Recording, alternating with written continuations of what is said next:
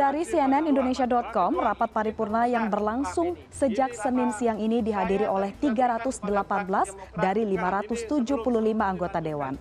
RUU Cipta Kerja merupakan pemangkasan sejumlah undang-undang secara besar-besaran dengan tujuan menyederhanakan perizinan dan juga investasi. Namun RUU Cipta Kerja ini menuai polemik karena dinilai merugikan kalangan pekerja. Sebelumnya pada Sabtu malam DPR menyetujui RUU Cipta Kerja untuk disahkan pada rapat paripurna. Suara penolakan datang dari Partai Demokrat dan PKS.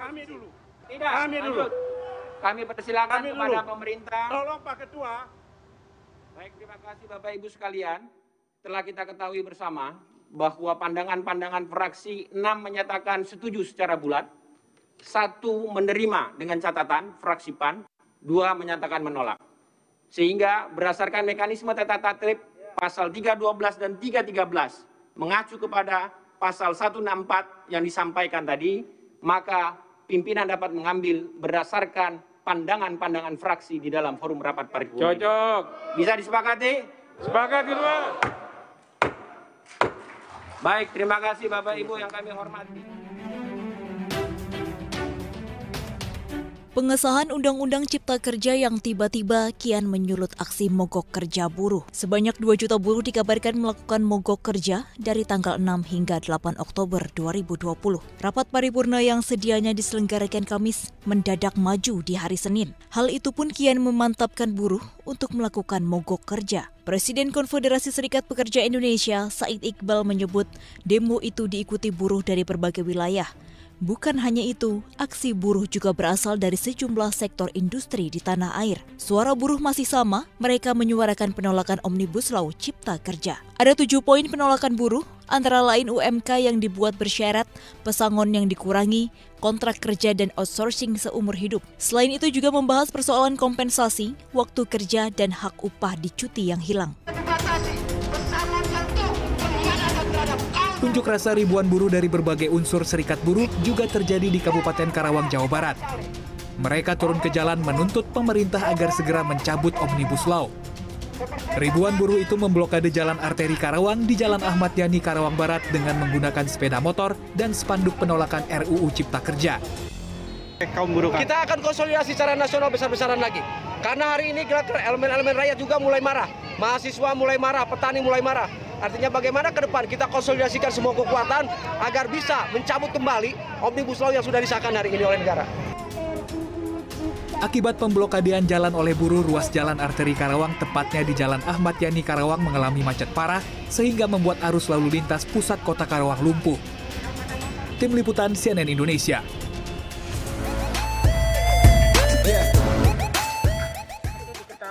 Pada awal kita memang ada 2 omnibus, yaitu omnibus Cipta Kerja dan omnibus bidang perpajakan. Di dalam perkembangannya, DPR bersama pemerintah berkomunikasi bahwa sebagian dari undang-undang omnibus perpajakan dimasukkan di dalam omnibus Cipta Kerja, terutama untuk klaster yang ekosistem dari investasi. Sebagian dari omnibus undang-undang perpajakan itu sudah masuk di dalam Perpu nomor 1 2020 yang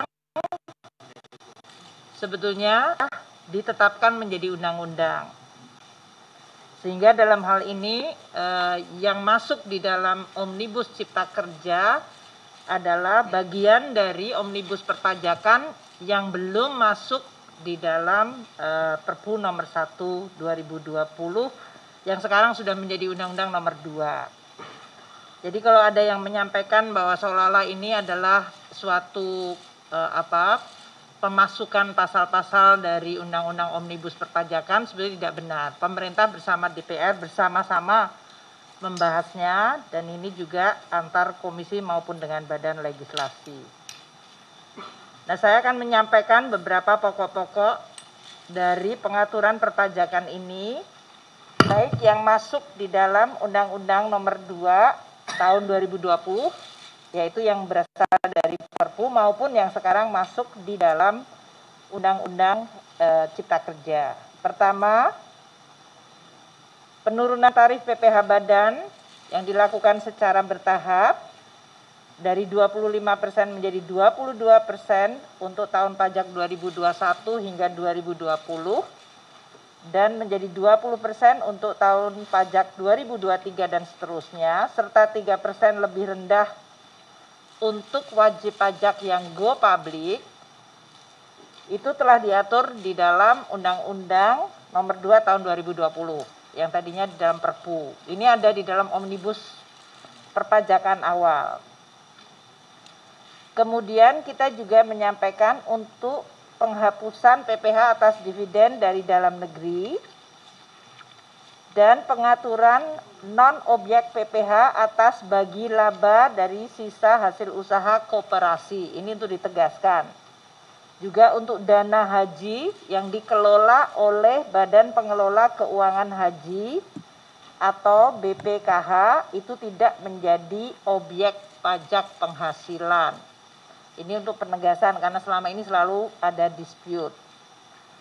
Kemudian kita juga memasukkan penyesuaian tarif PPh pasal 26 atas bunga dan penyertaan modal dalam bentuk aset atau in-bank yang tidak terutang pajak pertambahan nilai. Di dalam Omnibus Ciptaker ini juga di dalam rangka untuk mendorong agar dana dari para pemilik modal lebih produktif, disebutkan bahwa dividen yang berasal dari luar negeri oleh pemilik orang Indonesia apabila dia ditanamkan dalam bentuk investasi di Indonesia, dia tidak dipajaki. Jadi tujuannya adalah agar kalau mereka mendapatkan dividen ya tidak dalam bentuk cash yang kemudian masuk atau tetap berada di luar negeri dan tidak masuk ke Indonesia.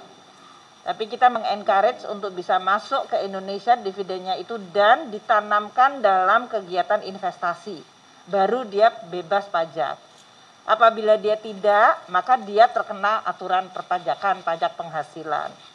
Ini memang tujuannya adalah untuk mendorong, memberikan support, dukungan, mengencourage dari para pemilik dana agar dananya itu menjadi produktif dalam bentuk investasi.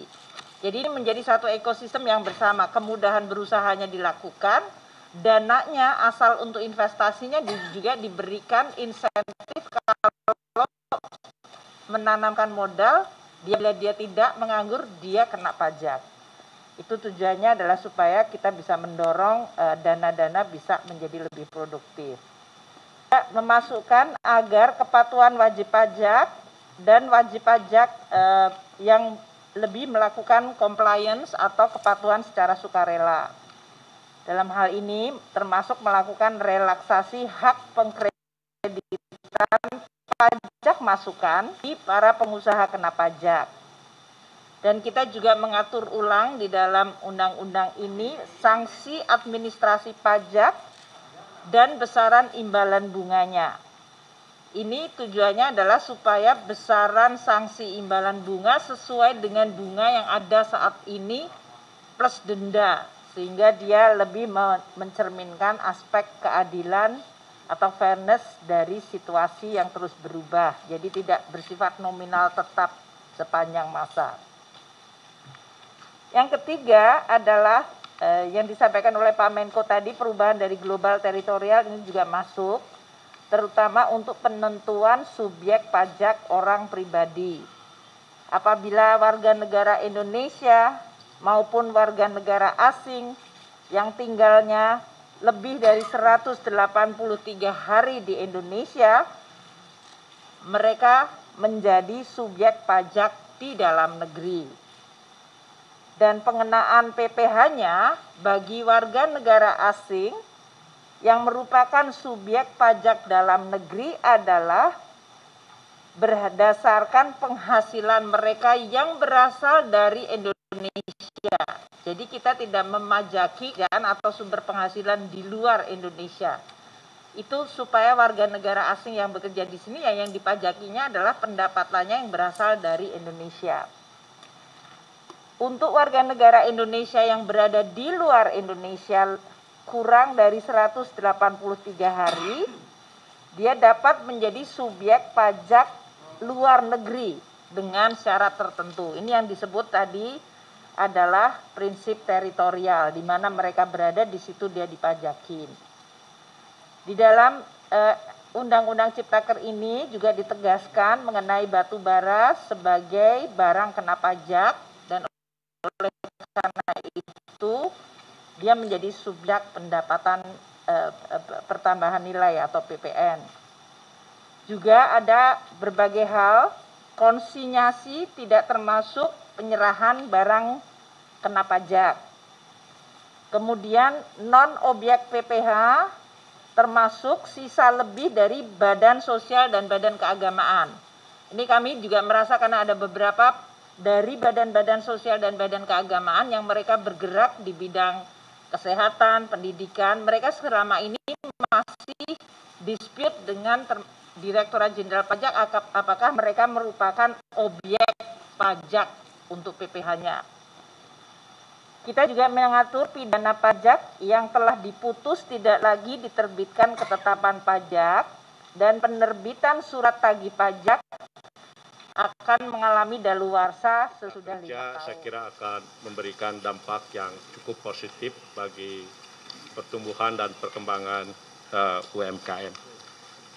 Kita tahu 99% pelaku usaha di Indonesia adalah UMKM. Dengan penyerapan tenaga kerja 97%. Kami yakin bahwa dengan Undang-Undang Cipta Kerja ini, maka nanti kemampuan UMKM untuk menyerap lapangan kerja ini akan semakin besar. Jadi bagi kami ini sangat positif, ya. Jadi ini saya kira akan memperkuat UMKM dan koperasi di Indonesia. Tadi sudah disampaikan oleh Pak Menko menyangkut perizinan yang selama ini UMKM disamaratakan dengan usaha besar sehingga kesulitan dalam mengurus perizinan. Sekarang kita permudah hanya bentuk pendaftaran. Lalu ada insentif bagi kemudahan usaha menengah, ya, dan besar yang bermitra dengan usaha mikro. Nah, kemitraan memang kita dorong UMKM dengan yang besar karena dari catatan pengalaman di dalam negeri dan di banyak negara di luar yang UMKM yang tumbuh besar itu yang bermitra dengan usaha besar.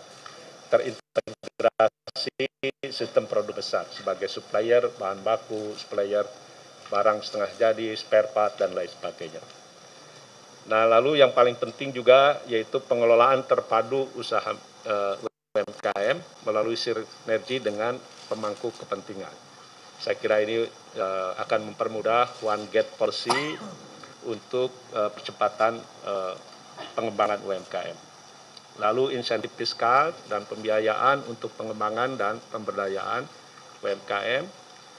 Lalu pemerintah juga memprioritaskan penggunaan dana alokasi khusus untuk mendanai kegiatan pengembangan dan pemberdayaan UMKM. Lalu pemberian fasilitas layanan bantuan dan perlindungan hukum. Nah, ini penting juga karena rata-rata UMKM nggak sanggup bayar pengacara profesional. Jadi kita berikan bantuan.